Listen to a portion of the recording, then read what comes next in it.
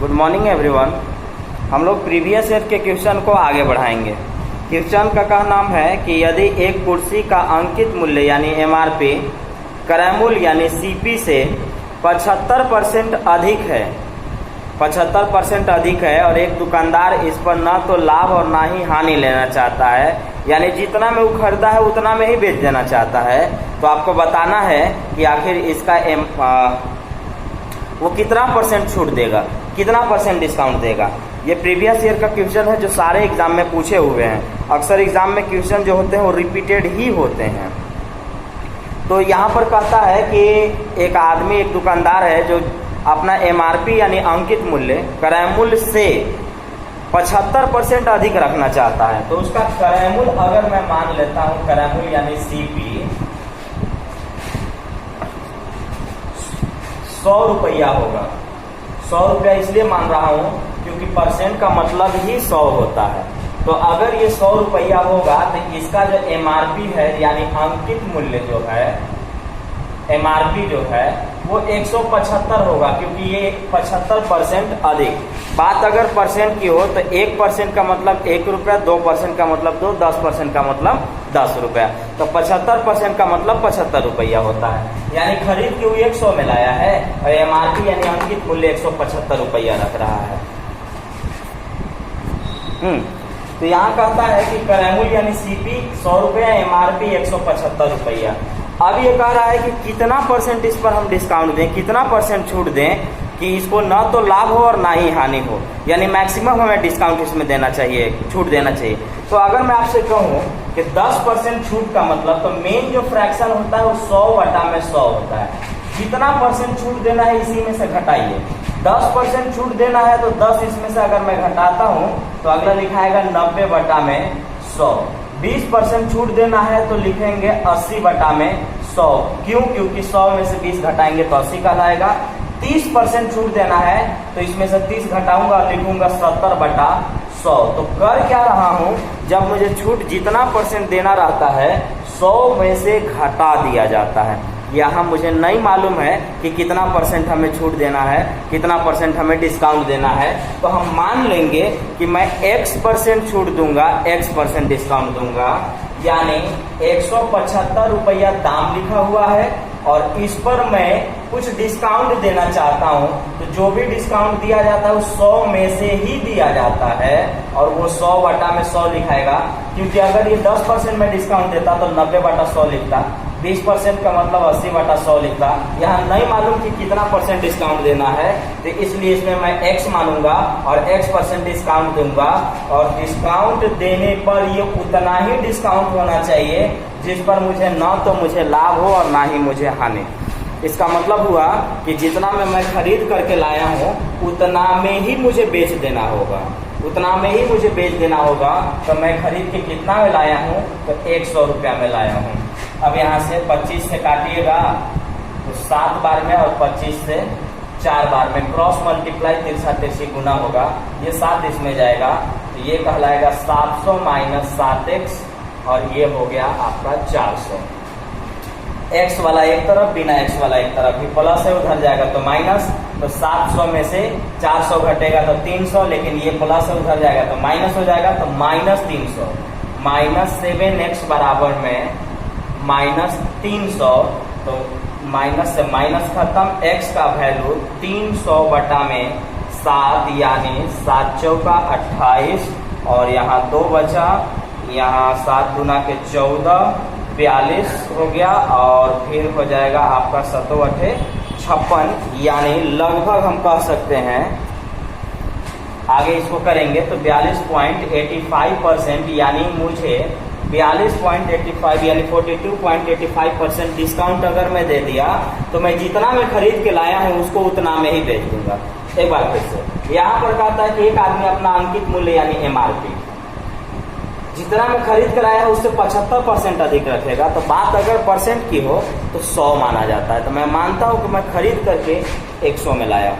अब इसमें मुझे 75% बढ़ा के रखना है, तो 75% का मतलब 75 रुपया। तो 75 रुपया अगर मैं बढ़ा करके रखूंगा तो इसको 175 रुपया में बेच दूंगा, सॉरी MRP रखूंगा, दाम रखूंगा। अब का नाम यह है कि मैं कितना परसेंट इसको डिस्काउंट दूं, कितना परसेंट इसको छूट दूं कि जितना में मैं खरीद के लाया हूं उतना में ही बिक जाए, यानी ना मुझे लाभ हो ना ही मुझे हानि हो, नाइदर प्रॉफिट नॉर लॉस। तो जितने परसेंट डिस्काउंट दिया जाता है, मेन फ्रैक्शन 100/100 होता है, उसमें से घटा दिया जाता है, सब्ट्रैक्ट करते हैं। 10% डिस्काउंट देना होगा तो 90/100, 20 देना होगा तो 80/100, 30 देना होगा तो 70/100। नहीं मालूम कि कितना देना है तो 100/100 लिखेंगे, 100 - 100/100 ये डिस्काउंट चलेगा, यानी ये हमारा छूट चलेगा। और ये छूट देने के बाद मुझे जितना में खरीदारी है उतने में बिकेगा। काटूंगा, तिरछा तिरछी गुना करूंगा,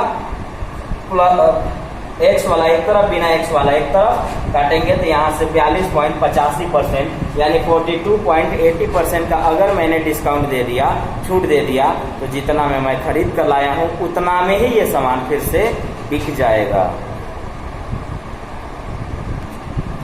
इस क्वेश्चन को एक और तरीके से बनाया जा सकता है, और ये सोचना ये होगा कि मान लीजिए कि मैं खरीद करके, यानी क्रय मूल्य मेरा 100 रुपया है और MRP यानी मेरा अंकित मूल्य जो है ये 175 रुपया है। क्यों? क्योंकि इससे 75 रुपया अधिक रखना है, 75% अधिक रखना है। तो यहाँ पर मुझे डिस्काउंट देने की बात है, तो छूट अगर देना है तो छूट परसेंट होता है छूट गुने 100 और बटा में अंकित मूल्य। तो यहाँ देखिएगा, मुझे बेचने की बात कहा जा रहा है कि जितना में आप खरीद के लाए हैं उतने में बेच दीजिए, यानी ना तो मुझे लाभ और ना ही मुझे हानि चाहिए। तो यानी डिस्काउंट, इसको डिस्काउंट बोलते हैं जी, यानी D% बराबर होता है D × 100/MRP। कहने का मतलब है कि मुझे यहाँ पर प्रॉफिट नहीं चाहिए, लाभ नहीं चाहिए, हानि भी नहीं चाहिए। तो जितना मैं बढ़ा रहा हूँ उतना अगर मैं कम कर दूंगा तो जितना में मैं खरीद के लाया हूँ उतना में ही सामान बिक जाएगा। यानी MRP है 75 रुपया, खरीद के लाया हूँ 100 रुपये, MRP 175 है, खरीद के लाया हूँ 100 रुपया में। तो मैं इसमें छूट अगर देने की बात करूँ तो अगर मैं यहाँ पर छूट यानी डिस्काउंट 75 रुपया दे दूँ, छूट दे दूं, तो जितना मैं सामान खरीदा हूं उतना में ही इसको बेच दूंगा। तो छूट परसेंट होता है छूट गुने 100 और बटा में MRP यानी अंकित मूल्य। अब यहां से इसको काटेंगे तो 25 × 75 और 25 सत्ते यानी 300 बटा में 7 काटेंगे तो 42.85% का डिस्काउंट मेरा पड़ेगा। अगला क्वेश्चन कहता है कि यदि 21 गाय उतना चारा खाती है जितना 15 भैंस, तो कितनी गाय उतना चारा खाएगी जितनी 35 भैंस। यानी कहने का मतलब है कि 21 गाय जितना चारा खाती है उतना 15 भैंस खाते हैं, यानी 15 भैंस जितनी चारा खाएगी उतना ही 21 गो गाय खा जाएगी। तो आपसे बोला जा रहा है कि तब मुझे बताइए कि कितने गाय के बराबर 15 भैंस होंगे और 35 भैंस होंगे, कितने गाय के बराबर 35 भैंस होंगे। तो यहाँ पर आपको जब जिसका तुलना किया जा रहा है उसी के साथ उठाइए, यानी आपसे 35 भैंस पूछ रहा है कि कितनी गाय के बराबर, तो आप एक भैंस का वैल्यू देख लीजिए कि एक भैंस का वैल्यू कितनी गाय है। तो यहाँ पर कहता है कि 15 भैंस का जो वैल्यू है, 15 भैंस का जो वैल्यू है वो 15 भैंस का जो वैल्यू है वो 21 गाय के बराबर है। 15 भैंस का जो वैल्यू है वो 21 गाय के बराबर है। तो एक भैंस का जो वैल्यू होगा वो 21/15 होगा। तो एक भैंस का वैल्यू यहाँ से जो काटेंगे तो वो उतनी गाय आ जाएगी। तो एक भैंस का वैल्यू 21/15 गाय है, तो 35 भैंस का वैल्यू 35 से गुना कर देंगे, 21/15 गुने 35। अब इसको अगर काटते हैं तो 5 × 15, 5 × 7 = 35, 7, 49 गो गाय के बराबर है। यानी जिसका कंपैरिजन ये करवाएगा, जिसका तुलना करवाएगा उसी का तुलना कर लीजिए। यानी हमको ये पूछा जा रहा है कि कितनी गाय इतना खा सकती है। तो हम देखेंगे कि भैंस हमारे पास कितने हैं, तो हम देखेंगे कि 15 गो जो भैंस है ना, जितना खाना खाएगी उतना ही 21 गाय खाती है। तो एक गाय का वैल्यू कितना, हमारी एक भैंस का वैल्यू कितनी गाय है, तो एक भैंस का वैल्यू इतनी गाय आ गया, तो 35 भैंस का वैल्यू, तो 35 से मैंने गुना कर दिया, आंसर आ गया 49 गाय, यानी 35 भैंस जितना खाना यानी चारा खाती है उतना ही वो 49 गाय मिल करके खा जाएगी। एक एक नियम से करके यहाँ बन गया। अगला क्वेश्चन कहता है कि यदि एक मेज का क्रय मूल्य विक्रय मूल्य का 62% है, यानी किसी टेबल का जो सीपी है ना वो एसपी का 62% है, तो हमको लाभ परसेंट बताना है यानी प्रॉफिट परसेंट बताना है। तो पहले समझिए कि आखिर है क्या, कैसे कह रहा है। तो कहता है कि क्रय मूल्य जो है ना वो विक्रय मूल्य का 62% है, यानी हमारा जो क्रय मूल्य है वो विक्रय मूल्य का 62% है। तो आप यहाँ देखिए कि आप मानिए कि आपका जो विक्रय मूल्य यानी एसपी है ना, ये वाला 100 आप हमेशा उस जगह पे मानते हैं जहां पर परसेंट का जिक्र हो। जो भी परसेंट होगा, परसेंट का मतलब 100 होता है। तो यहाँ पर कहता है कि हमारा जो विक्रय मूल्य यानी एसपी है वो 100 है, तो विक्रय मूल्य का मतलब हाँ 62% क्रय मूल्य है। तो यहाँ देखिएगा हमारा जो क्रय मूल्य है यानी सीपी है वो विक्रय मूल्य का मतलब गुना होता है। विक्रय मूल्य का 62% है। खैर ये सब लिखने वाला चीज नहीं है, आपको सीधा ये सब चीज समझ में आना चाहिए। जैसे कहा कि क्रय मूल्य विक्रय मूल्य का 62% है, तो साफ हो गया कि विक्रय मूल्य 100 है और क्रय मूल्य हमारा 62 है।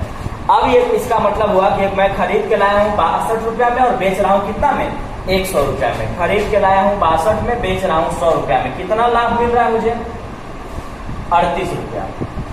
लाभ मुझे कितना मिल गया, 38 रुपया। तो लाभ परसेंट जो होता है वो होता है लाभ गुने 100 बटा में क्रय मूल्य। लाभ परसेंट बराबर होता है लाभ गुने 100 और बटा में क्रय मूल्य। प्रॉफिट परसेंट जो होता है प्रॉफिट इंटू 100 बाई सीपी क्रय मूल्य होता है। तो लाभ यानी खरीद के लाया हूँ 62 में, बेच रहा हूँ 100 में, लाभ हमें 38 रुपया का हो जा रहा है। अब यहाँ पर लाभ परसेंट निकालना है, तो लाभ परसेंट का मतलब लाभ 38 रुपया और गुने 100 और बटा में क्रय मूल्य यानी सीपी थी, ये 62 है। अब यहाँ से अगर आप चाहें तो काटेंगे तो ये वाला आपका कट जाएगा 31 बार में, और इसको रहने देते हैं, इसको काट देता हूँ, 19 गुना के 38 हो जाता है। अब यहाँ पर हमें क्या करना पड़ जाएगा कि हमें भाग देना होगा, यानी 1900 बटा में 31।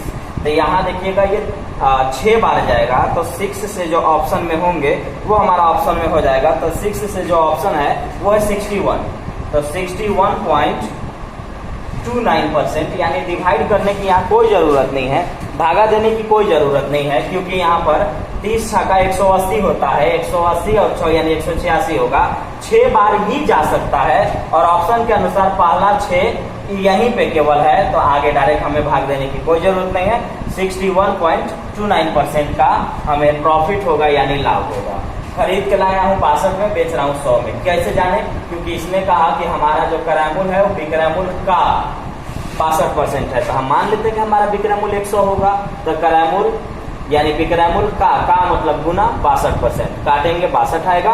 अब खरीद के लाया हूँ 62 में, बेच रहा हूँ 100 में, तो लाभ होगा 38 रुपया। लाभ परसेंट लाभ गुने 100 बटा क्रय मूल्य, काटूंगा 61.29% का प्रॉफिट यानी हमें लाभ होगा।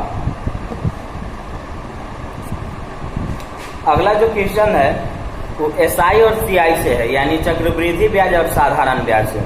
बनाने का इसको 4-5 तरीका है, लेकिन हम इसको बना देते हैं सिर्फ फॉर्मूला से। छोटा सा एक फॉर्मूला है, कब जब 2 साल का चक्रवृद्धि ब्याज और साधारण ब्याज में अंतर दे, 2 इयर्स का सीआई और एसआई में डिफरेंस देगा, तब ये फॉर्मूला लागू होगा। और वो होगा अंतर बराबर, अंतर का मतलब डिफरेंस, डी बराबर अंतर बराबर होता है P इंटू R/100 का होल स्क्वायर।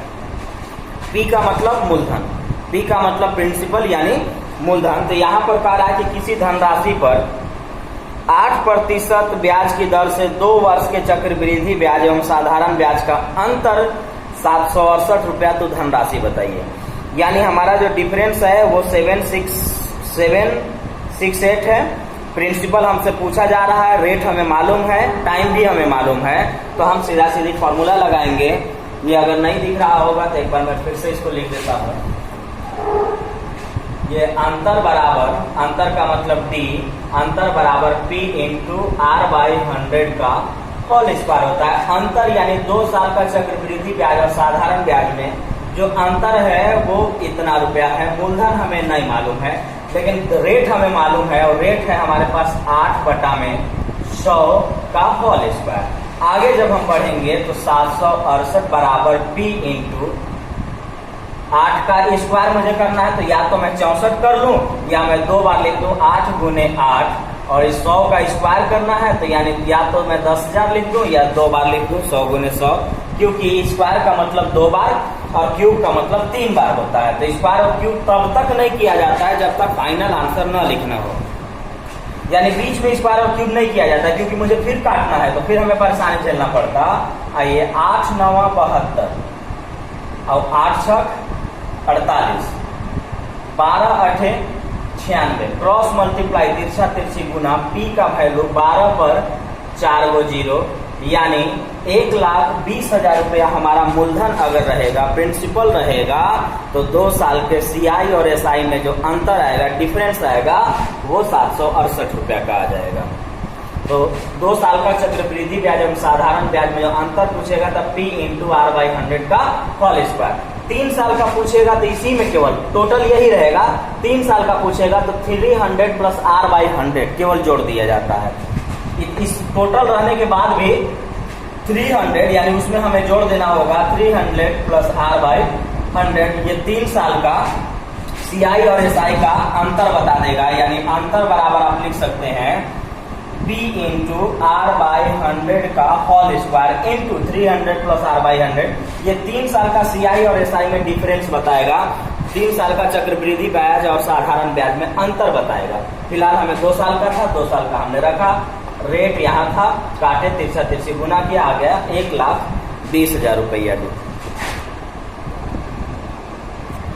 अगला क्वेश्चन कहता है कि वह 4 अंकों की सबसे बड़ी संख्या जो 12 15 18 27 12 15 18 27 में से प्रत्येक से पूर्णतः विभाजित हो। सबसे पहला चीज की बड़ी से बड़ी संख्या, तो बड़ी से बड़ी संख्या को 9 यानी 9 कहते हैं। 2 अंकों की बड़ी से बड़ी संख्या 99 यानी 2 गो 9। 3 अंकों की बड़ी से बड़ी संख्या 3 गो 9। 5 अंकों की बड़ी से बड़ी संख्या 5 गो 9। 20 अंकों की बड़ी से बड़ी संख्या 20 गो 9।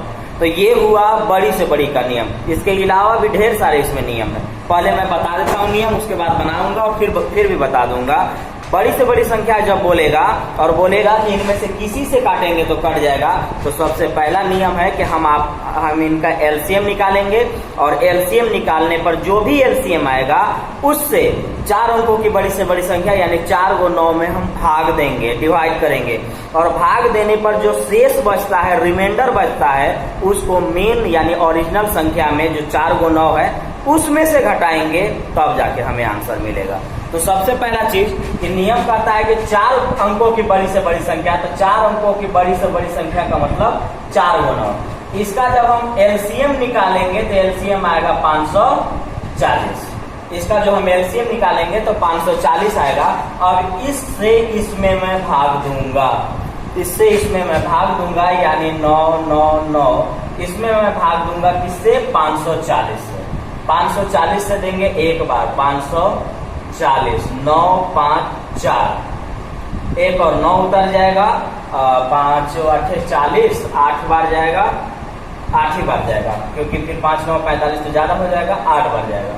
8 बार इसको तो 0, 8 चौका 32 और 8 5 40 और 3 43, यानी 9 7 2, 279 ये कहलाया शेष यानी रिमाइंडर कहलाया। नियम है कि पहले एलसीएम निकालिए और एलसीएम निकाल करके जो भी आएगा उससे 4 अंकों की बड़ी, चाहे जितने अंकों की होगा उसमें हम भाग देंगे। भाग देने पर जो हमारे पास शेषफल बचेगा ना, रिमाइंडर बचेगा, इसको इस संख्या में से घटाएंगे, तब जाके हमें आंसर प्राप्त होगा। तो हम यहाँ पर 9 9 9 9 में से 289 279 को सब्ट्रैक्ट यानी घटा देंगे, तो 0 2 7 9 9720 प्राप्त होगा। तो नियम यही है, पहले एलसीएम निकालिए, जितने अंकों की कहा उतना 9 मान लीजिए, भागा दीजिए और भाग देने पर जो शेष बचेगा, रिमाइंडर आएगा, उसको इसमें से निकाल दीजिए, आंसर हमारा आ जाएगा। अगला क्वेश्चन कहता है कि 24 लड़के तथा उनके शिक्षक का औसत उम्र 15 साल है।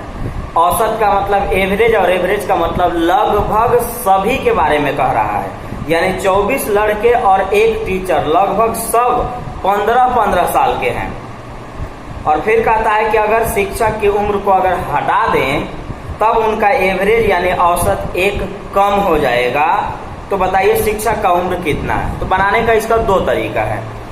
तो 2 तरीका है, लेकिन एक तरीका जो स्टूडेंट मेरे से पढ़े हैं सिर्फ वही समझ पाएंगे, क्योंकि इसमें बहुत सा लॉजिक है, उस सारा लॉजिक को समझ जाएंगे तो एक लाइन में बन जाता है, और नहीं तो हम आपको बेसिक से बता देते हैं। देखिए, अगर मैं कहूं कि औसत का मतलब सब के पास, तो सबका उम्र अगर 15 साल है और 10 गो लड़के हैं तो टोटल कितने साल के हो गए? तो 150 साल के हो गए। तो इसका मतलब है कि इनका टोटल उम्र निकाल दूंगा और वहां से घटा दूंगा, आंसर हमारा मिल जाएगा।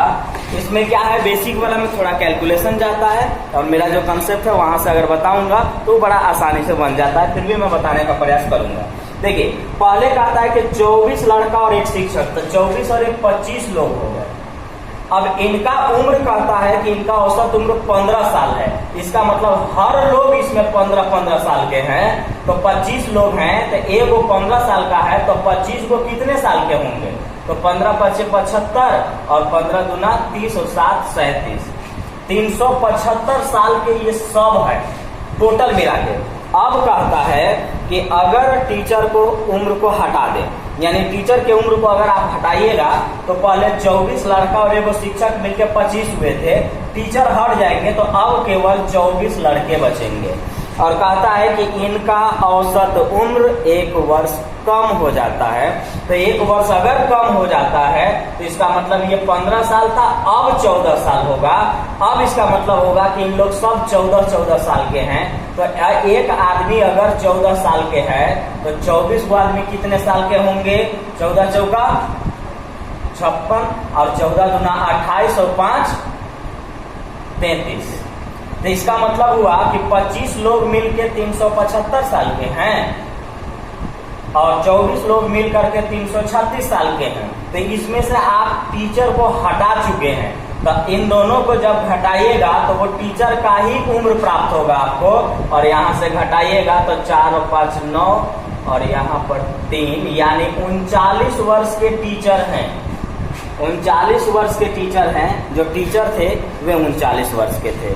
तो चलिए आज की क्वेश्चन हम यहीं तक रहने देंगे, फिर मिलेंगे अगले वीडियो में। Thank you.